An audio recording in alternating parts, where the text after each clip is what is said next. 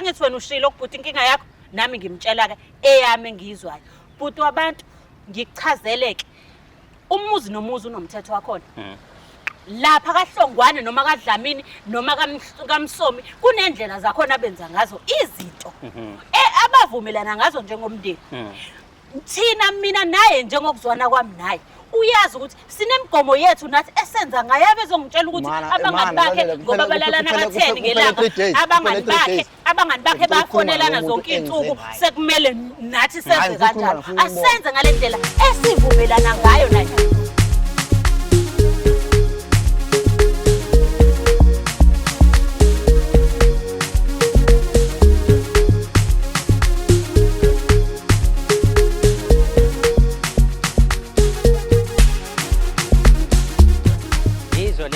Indaba zomjolo right here on a favorite channel, Umjolo Show.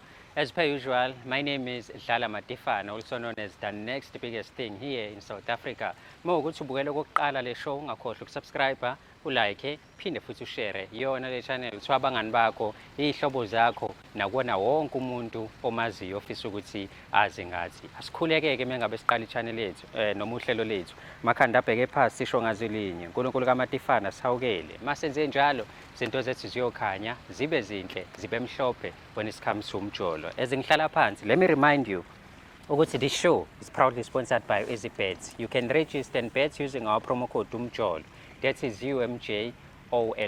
Umjolo iyona promo code oyisebenzisayo ukuze ukwazi ukuthi ubethe lapha kwi-EasyBet mongena kwi-app yabo noma isite yabo. Celeni kwami kuneqhawe esinalo njengamanje ekumele ngikhulume nalo, ekumele ngazi ukuthi yindaba lize la decide ukuthi lizobhalela ishow likhulume nathi. Mntaka baba ukahle qhawe? Hayi siyazama mfethu, siyazama. Hayi siyaphila, ubale liqhawe mfethu. Usakhile mfethu wangcobo.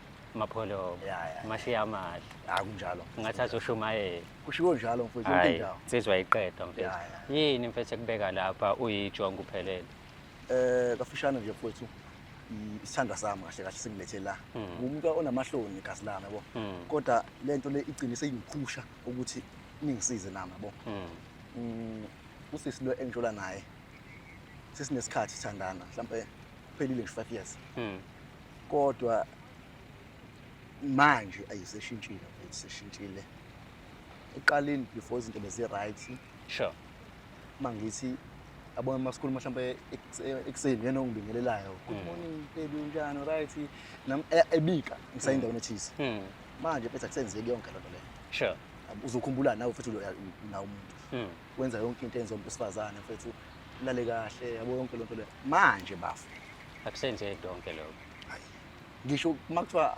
awungivakashela ngitshela ngisho mhlawumbe late mhlawumbe ngabo 3 athena ayingeke asiyenzeni olunye usuku lapho ngithembile mfowethu usuchathile mfethu ngithembile mfowethu manje waphuza amaphilisi yabona lonto leyo iyangilimaza kakhulu mfowethu mina lonto leyo ngoba uma ngaqaphunela kwezinye izinto ngize ngiye mhlawumbe engxenye ngicine mhlawumbe sengithenga nalaya emgaqweni yabona into lento njalo wow mfethu uyakuthanda futhi ucansi futhi nawe uyazi futhi gcina sengithenga emgaqweni thothi ngiyashela amantombazana amanye ngize ngijole nentombazana ngize ngikhohle ukuthi kambe nomuntu bethu makabuya bamba futhi uzocabana nala mantombazana asazi aba u4 uyawashaya awuthi uthola kanjani angazi yabo so mfethu lo muntu lo akakunikeza isikhathi sakhe iloko kushoyo but at the same time methola ukuthi unomuntu ojola naye uyamlwisa iloko kushoyo ngoba mfethu buka ngaze ngayithethelele enhlizweni yami ngathi ngiyamkhipha ke manje ngimzibi yabo like ngamtshela nje ayiphetha ngicela siyiyeke lento lena manje mina ayingisizi walwa ngeke mina sengi-invest isikhathi esingaka kuwena wara yenzeki nje lonto leyo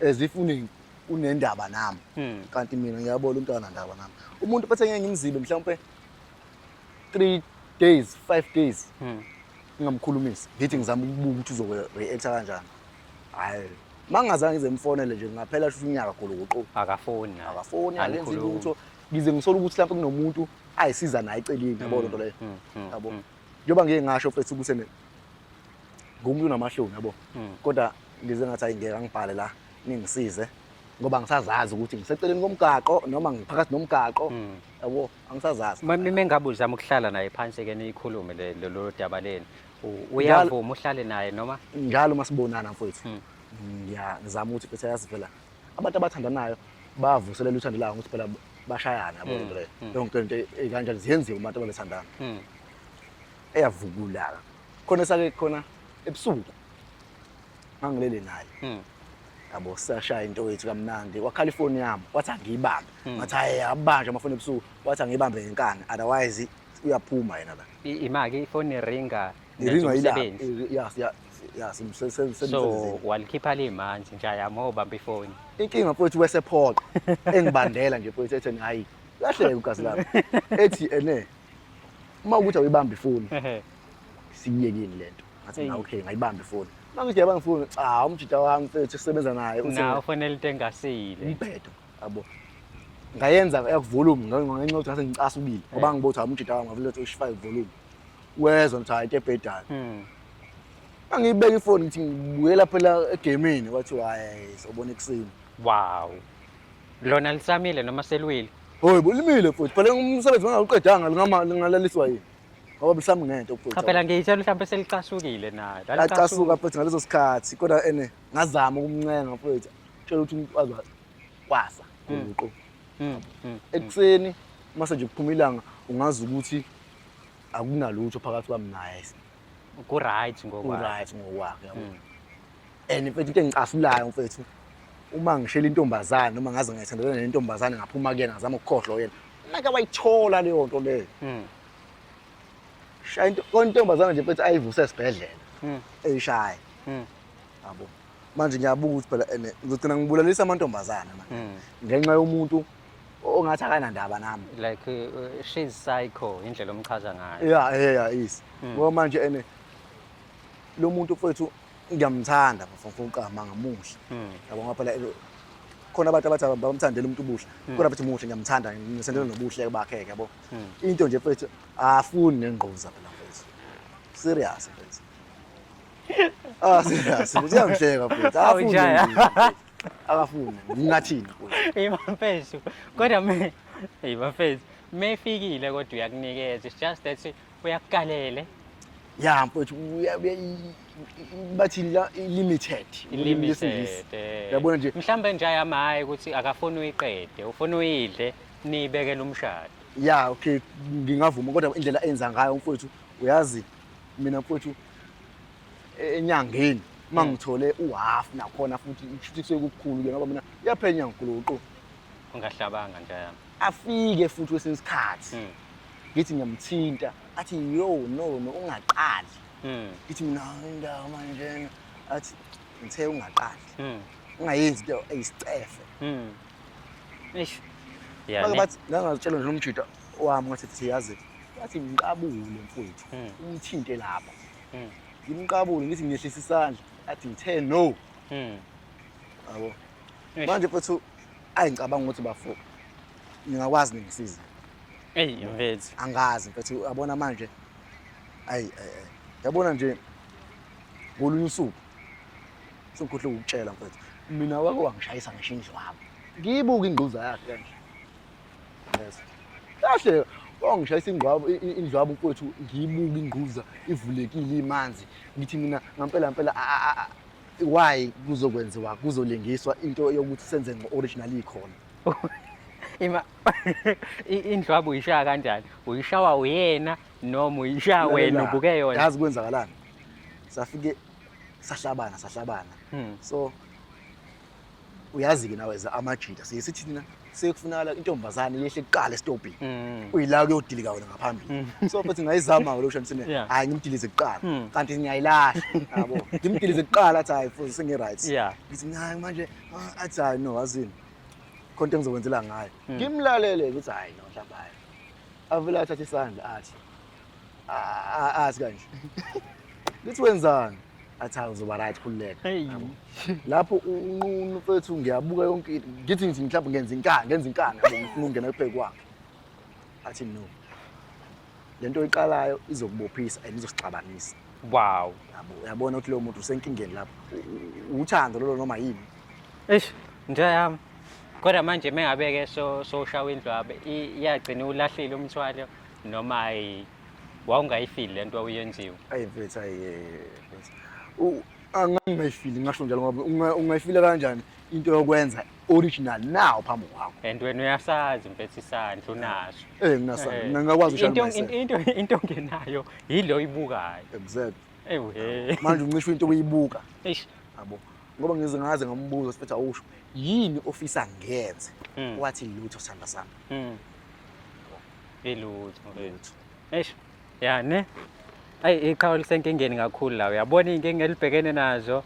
So ezula mfethu yini inhloso enkulu ukulungisa izinto naye nibe right noma ufuna ukumtshela ukuthi mekuwukuthi akekho kuwena akaphume kuwena uqhubeke nalamantombazana awashayayo futhi mabe sethola ukuthi uthandana nawe ngoba yena akakunika isikhathi eqinisweni lilonke njengoba ngize ngeza kuwena ngifisa ningikhulumele naye kube ukuthi futhi ngibuyelana uyanginika ngoba one yabona ngike ngamdela enhlizweni yami ngathi hayi no ayisengimlahlile fiseke yeah lo muntu futhi still futhi uyangifuna umuntu ongifunayo yabo akalahli umuntu ongalahleki so azayi no singaqhubeka mase mhlambe akwazi ukuthi ngenze izinto zabantu abathandanayo. I understand futhi nokuthi indoda iyathanda ukufila futhi ngihlezi ngimtshela mfethu sengaze kuthiwa nje mfethu lasini yakho yokwenza ucansi yangenyanga edlule uyinsizwa last year hayi ngeke mfethu akumele kube njalo yabo nje ucathi lasini yakho nje imorning mfethu vele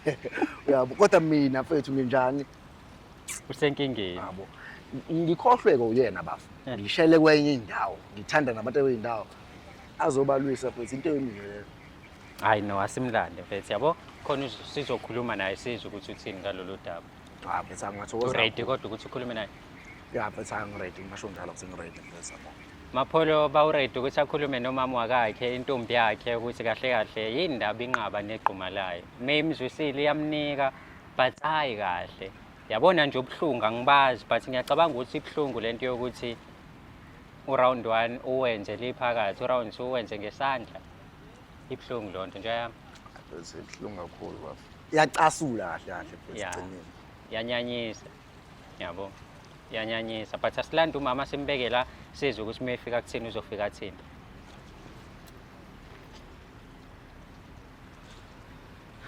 wema sawubona sisi kunjani Yebo bamba ithambo mama siyaphila siyajabula ukuthi sibe nawe la sizokhuluma nawe ngiyazi ukuthi asazani kangako but ukuthi uhloniphile nje mesithi udingeka la angithi usiphesihle lo nginayo yebo sihle dlomo ngisathukile nje ngibona inkabi yakho vele inkabi yakhe ithi ifuna ukukhuluma nawe because akhambi kahle mhlawumbe uma ngingabuza uhappy ngendlela irelationship yenu nobabili ehamba ngayo bengabona inkinga bengakazibona inkinga yini kunenkinga yini niyahlala phansi kodwa nikhulume ze couple ukuthi baby u1 no2 no3 uhamba kanjani sihlezi sindawonye mangabe sindawonye siyaxoxa nje ngokuthando lwethu angikaze ngibone inkinga yini ndaba khona into ekwenzakaleni kwenzakalani ukuthi inkabi yami la iyakhala ukuthi ayikhona kanile nkabi yakho lokuyikhulumela itheni yona isulile cha ngizoyinika ithuba lokuthi le nkabi hayi ngizoye namhlanje ngizoyinika ithuba lokuthi ikhulume kodwa manje ngisafuna ukukunikeza isithombe sokuthi why wena ula yabo because manje ithi mekuphela 3 days ungayithintanga amini engakuthintanga nawe ngeke uzuyifonela uyithinta ndlelani ke like mekuwukuthi kuphela 3 days engakwaThaphanga engakufonelanga awuyixaki nawe ngokufona and iqhuma leli mhlawumbe iyalithola kanye noma abili ngenyanga and wena ikukhathazi lo hayi uhamba ukhuluma indaba ezindishule kanje kona nje endaweni ezinje zasemakhamereni uyabona amakhamera lawo ngiyaxolisa futhi ukungakuphendule ngicela ukungenelela kuyena nje ngingakakuphenduli hayi ngoba ukhona uyayibona ikhamera le yabona njengoba ngize cha uyayibona ikhamera sawubona kunjani yebo kunjani yaphila nawe uyayibona kodwa ikhamera le yazi indaba ngifisa uze ngale yanhlonipho engikwazi ngayo kudaleni yabo ungezi ngale ndlela osoza ngayo nga uyangithusa mase sizokhuluma amagquma emakhamereni nangu ubhuti la ungitshela ukuthi amagquma ngingakuniki wona for 3 yabona mfethu ngiye ngachaza ukuthi ukukhuluma angikwazi yabo Yabo masenza kanje uzothatha isixabane. Serious. Sizokhuluma laba fasixabane.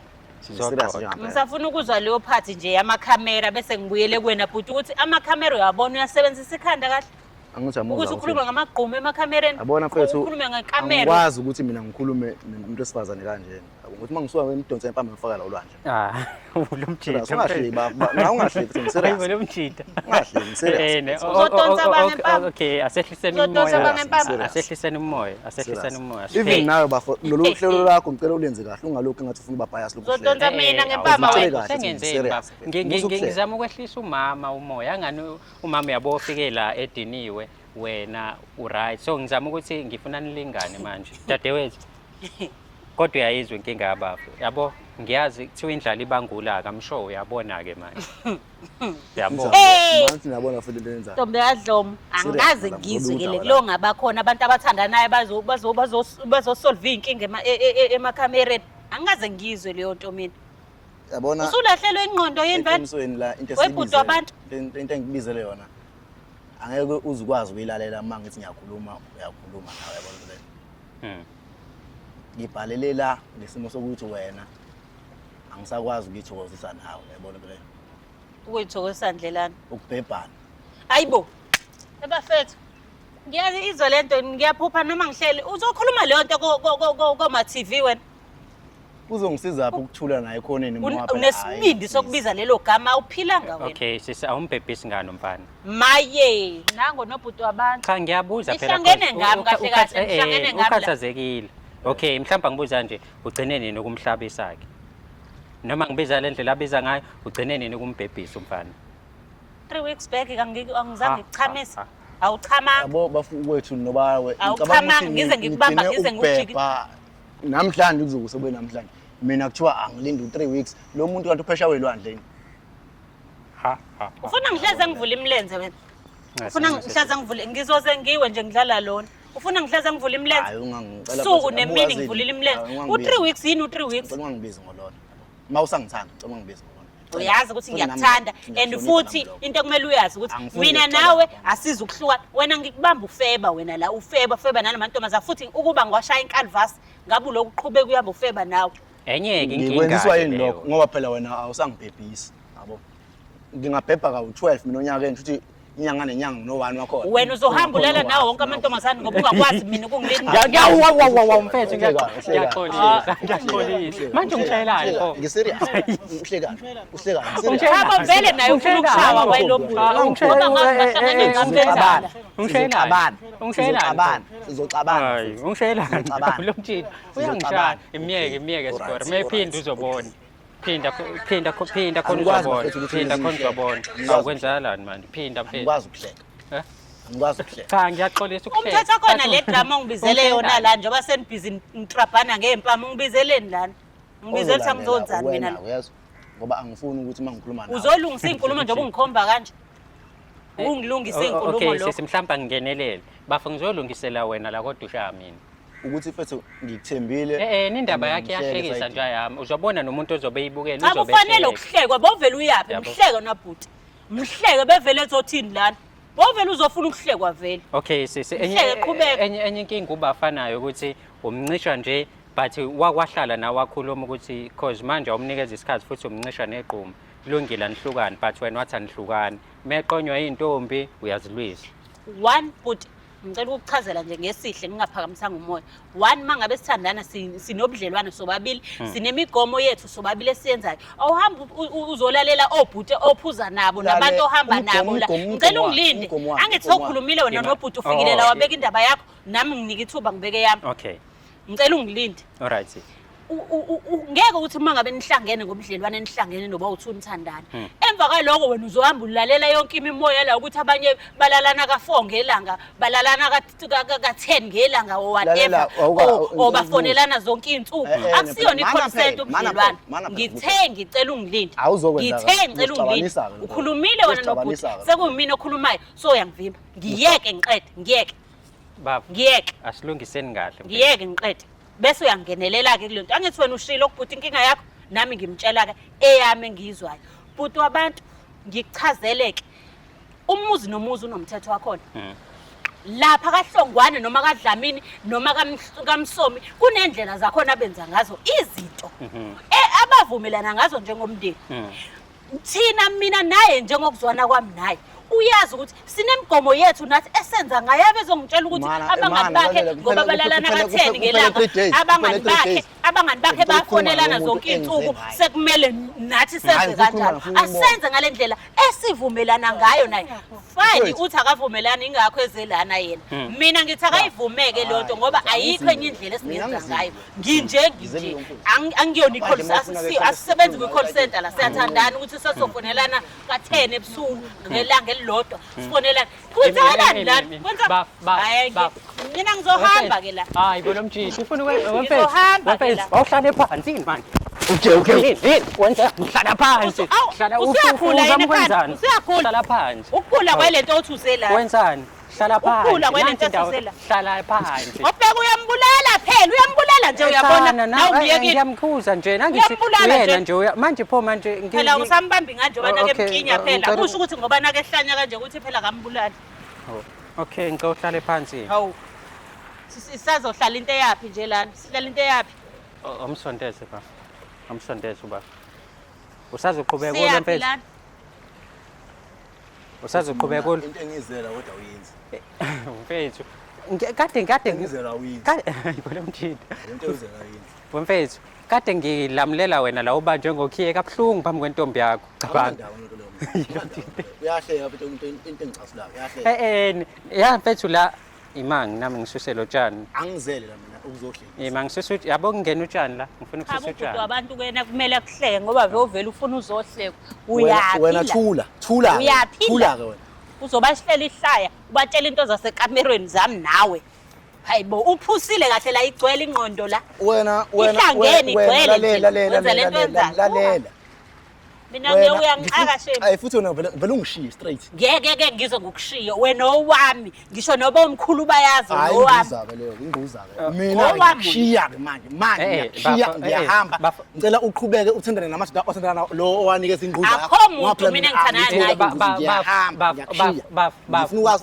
bafo mfethu ngicela uhlale futhi mina uyadlala lo sazenzela idrama ngilalele ngilalele angithi wena ufike la uthi uzolungisa hayi bese ngeke so wena uthi uyangishiya awufika la uthi uzolungisa fuse yeke lento ebhemayo yeke angibheni ngiyaphem mana futhi sizothini lento uzoyilungisa la yabona ayikho uyayibona ukuthi ayikho lento uzoyilungisa la ayikho lento uzoyilungisa okunaloko kuwest kade ukinywa ngoba manje yabona nje yazi mfethu angilwi nawe mina ngicela uhlale phansi kahle sikhulume angithi wena uthe uzolungisa izinto la asilungise ngiyazilungisa njengoba kwenzeka nje angithi mina yazi manje uzongitshela thina mfethu awuperform kahle noma akwenzeki ini kahle yayi lento lokho engingamzela yona la nazi angithi ufuna impendulo nazi impendulo dadewethu yini indaba eyenza umnika isikhathi esincane yini ungangibhebhisi ngiyaxolisa yini ungangibhebhisi wena uphephisa abantu akekho umuntu ongimbhebhesayo ubani ngizokuphendula angiyena umuntu obiza amagama ngaleyo ndlela kodwa ngizolibiza namhlanje akekho umuntu engimbhebhesayo ifoni yami angazi ngibone angina silent akhoma miss call kubabone ndize emoyeni ifoni yami phathwa wena uyayazi password yefoni yami uhlezi ungifica endlini awukazi ungangifica indawo ngihlezi nje ngilinde wena mangabe ngikhathele ngizwe ukuthi igazi alivumi ngalelo langa ngisuke ngizothini ngizozenza umuntu athi ngumahosha angeni umahosha mina angeni umahosha hamba onikeza labo bantu obhebhana kodwa siyabona ukuthi akusona isizathu mfethu lesi singakwenza uma ukuthi awufuna ukuspend isikhathi esiningi nomuntu wakho ngoba wena awuyena umahosha isiphi isizathu ngempela abasona isizathu ukuthi angene umahosha but ngizama ukumtshela ukuthi akaze nguyeke ungitreata njengomahosha yena akangithandela ubumina ukuthi ngiyimina angangenzi ngibe umunye umuntu ubumina bakho ke yini lebekwenza ube nje yini ekwenza ungathanda ukulala naye nawe then yini ekwenza ungathanda ukuthi i-relationship yeni ibe right niyikhiphe ni enjoy njengazonke izithandani like ungathanda ukukhuluma nawe then uyangazi ngumuntu wabantu abadala uyangazi nginezinto nami engizenzayo engazicontrol kuzona. Uma ngithi angimdingi kusuke kuyibona abangamdingi. Uma ngimdinga ngalelo langa kusuke kuyibona abamdingayo. Uyena abantu abaphethe Mfethu, Inhlonipho lokho ukhuluma ngabantu bami. Si-serious lana. Abantu abadala bayenza bafunda abalo abantu abadala ibona abakubhebhayo ibona abakumanzisayo ayibona uNkulunkulu wami. ibona abakusakhayo futhi abantu abadala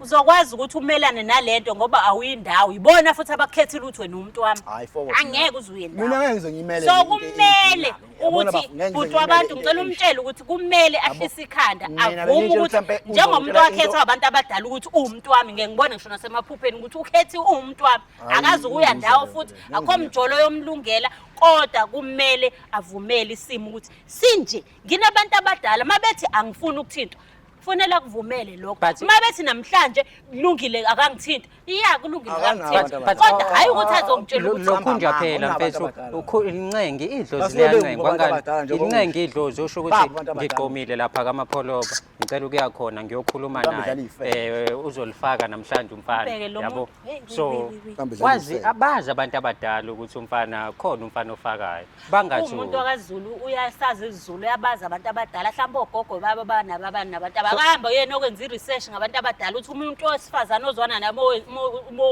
engenile noma engenwe abantu abadala wenze njani ukuze ubudlelwane benu ukukhula akabe indoda naye ayokwazi ukufuna iresearch inkinga lo muntu uzofuna ukukhula nawe afuna ukukushada kuzofanele emshadweni abekezelele ukuthi akakwazi ukukuthinta ngoba idlozi liyanqaba yabo njoba angifuni ngizozama ukuhlisa umoya futhi mhlawumbe ngenze ukuthi ikhona isolution lapho ukuthi nami angaze ngibidile nesimo esinjena ngiyaqala ukuthi ngizwe ukuthi izinto zami ziphezulu ngibe ngisemjolweni kodwa mhlambe lokho ukuthi imali khona indlela ezokwenza ezithize ezingenza kube khona indlela enokulungiswa mhlambe ezomenza naye abe nokweniseka mhlambe ngazi noma kuyasholezwa noma kwenziwani noma kuthiwani noma kuyabayancengwa whatever kodwa mhlambe kumele sizame ngaleyo ndlela kodwa akayeke ukuthi eze kuma TV masineyinkinga ngoba nake ngazi ukuthi nginehluzi so wena ngoba uzoziqhatha nani so wena uthi awunankinga uzozama ukuthola indlela ufune nosizo sibambisane naye hayi ukuthi aye kuma TV kodwa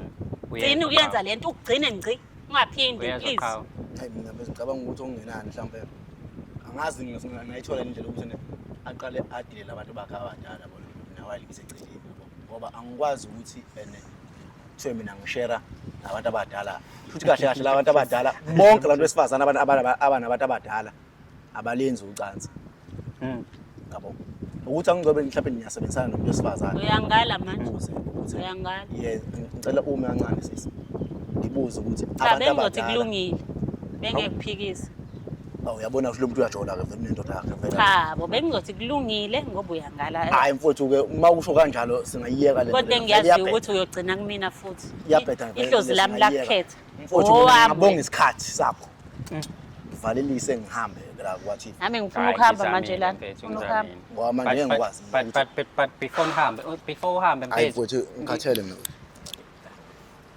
awu cha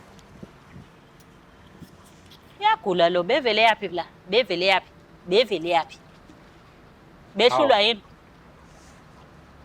behlulwa yini hayi wahamba impela lo mthetho but sisi uyabona i-relationship yenu iqhubeka mhlambe noba uthu